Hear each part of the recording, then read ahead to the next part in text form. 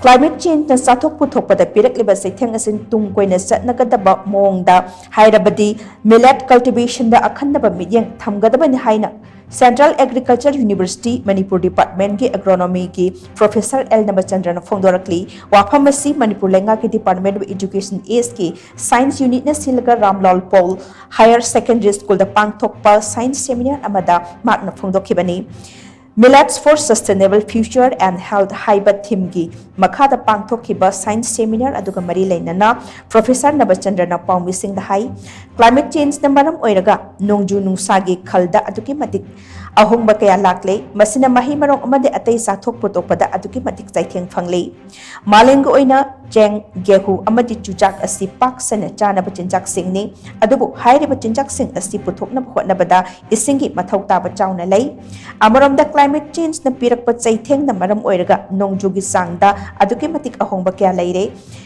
karigumba matamda ikang MAIOKNAGE jeng gehu amadi chujak na singba pothok marang kaina puthokpa ngamde pumnamak sing asi oiduna su millet hairi bachinjak asi puthokpada isingi chauna mathau tade Supnagi nongzu 300 mm khakna millet ningthina puthokpa ngami lonana ikang MAIOKNAGE matamda su millet ta thoidokpa kaiba leite manamaduna tung koina CHATNAGADABA malemgi CHATHOK asi millet na oiraklabani miyoiba khunai na hairi bachinjak asida mapan tangbagi achauba mathau taba du leire nagalamaromda jeng gehu amadi chujaka sangdamnabada millet ta protein amasung mineral gi chang wangna yawi masida sunatana vitamin B complex vitamin K vitamin E antioxidant amadi digestive fiber gi changsu atei CHATHOK changdamnabada wangna yauri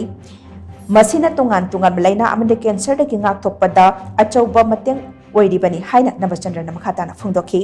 tongan ba school gi mahiroi amasung ozakia na saruk yaraga pangthokhiba seminar aduda KBK Imphal East District ki head amasung Savior Scientist S Molibalana Millets for Sustainable Future and Health haiba topic asigi matangda mariksuma wafam kya amsu thamkhe health ki yang badajo akoi millet sina akoi huji mainly pinare phau ge husu jak tageri yamne hena kanaba maramna this is the only future goal for our livelihood for our health like nasi akoi yang kanna khanari ba topic mo ina nasi gi seminar gi topic so nisi lojeng